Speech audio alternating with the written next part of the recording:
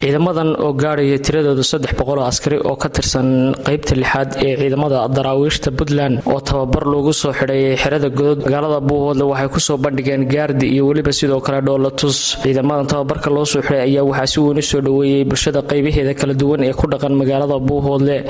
waxaana ugu horeyntii halka ka hadlay oo ka warbixiyay ciidamadan tababarka loo soo xidhay ee ka tirsan ciidamada daraawiishta Puntland taliyaha aaga ciidamada daraawiishta Puntland Cabdiraxmaan Cabdilaahi Axmed Nuur dhinaca kale waxa iyaguna halka ka hadlay gudoomiyaha gobolka Cabdifataax Ciise Maxamed iyo wasiir ka tirsan Puntland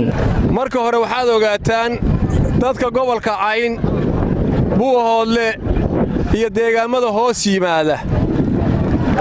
ciidankani markii hore tababarka uga kacay imikana ku soo noqday inaad ogaataan kuwan iyo kuwii ka horeeyay iyo kuwa ka dambeeyay waa in idinka nafiya maal la isugu geeyay inay amnigiinna horumarkiinna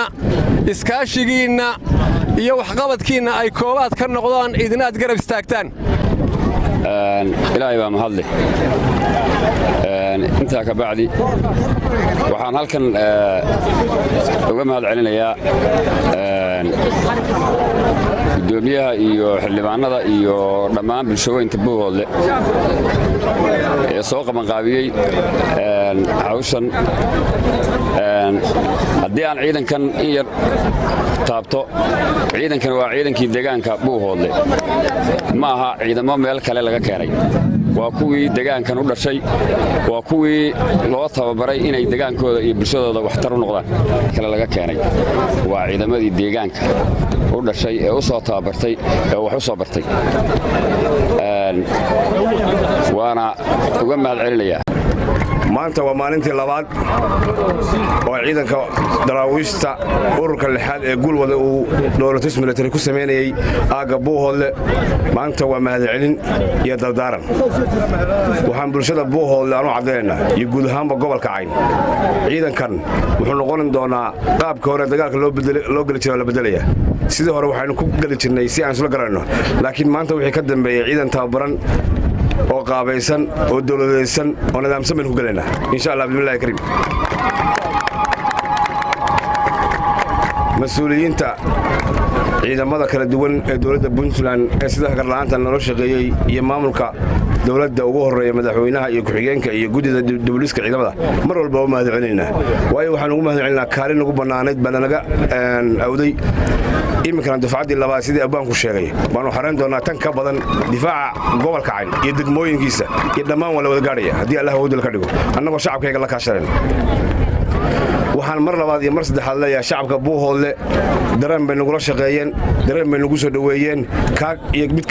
ka sii badan baan ku wada shaqeyn doonaa oo shaqeynaa ciidankana soo dhaweeya dareenkiina ku shaqeynaya dawladnimada ku shaqeynaya aad iyo say ugu samreen iyo say waqtiga dadaalka u muujiyeen insha Allah inay halka ka sii wadaan baan rajeynayaa hadii Ilaahay ka dhigo shacabweynaha Buuhoodle ee soo dhaweeyay ee ugu horeyso baada haweenka iyo cuqaashu oo mahad celinayna insha Allah wiilashoodii bay soo dhaweeyeen gudoomiyaha gobolka oo hawsha qabtay qolo waliba inay qabatay kuwii ka horeeyay waxay qabteen kuwana meel bay marinayaan kuwa dambe maanta doonaan in halka ka sii wadaan baan rajeynayaa insha Allah dawlad laan iyo diin laan midna ma fiicna shacabka hadaanu nahay hooyooyinka hadaanu nahay waxa wiil anaga dhalay dalka tababarka u soo gasheen inaad difaacdaan dagaal ragis wajahay maalintii la isku dooxayo lama dirin khayrkiina ma wadan duruustaasi Puntland darartay wayaan hadayna dafirahayn dafadii labaad baa tihiin ee la soo diray dadalkii waa ka muuqday iyo dawladnimadii dadaalkii wakaa muuqday iyo dawladnimadii haddii daayinkay u idmo oo moodku naga daaho wasdaba maraynaa annana doorkan baan nahaye salaanta hahada iyo soo dhowayn diirra naga hooya sageeyow allahay walaayseeni weligaayo shan hal oo sulaafada allow sahalanno mooti sakaraadka geerida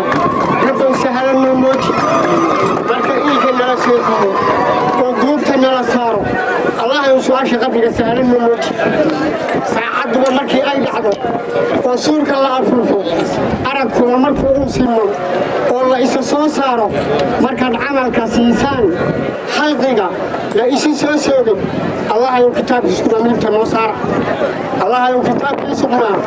midigta noo saara kuwa bidaxa laga siinayana sahalanoo mooti kala sooca goortay tahay aad kala sifaynayso sawdkaaga goortaad naflaha wada su'aalayso sabka nebiga raaca iyo allow suurta naga yeela kuwa naartu kala siimaysana sahalanoo mooti allahayow siraad iyo jidkii sahalanoo mooti allahayow sariiraha jannada deeqna nagu siiya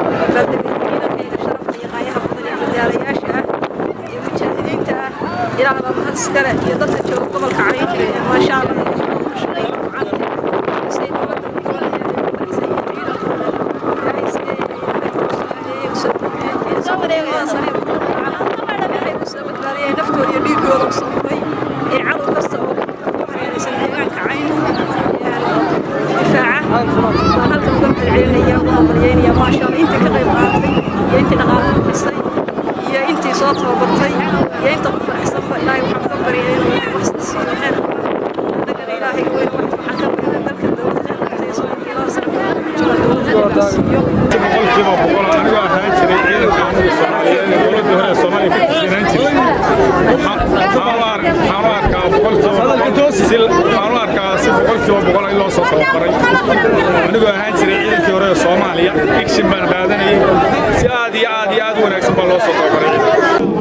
محمد علي بلي warbaahinta qaranka Soomaaliya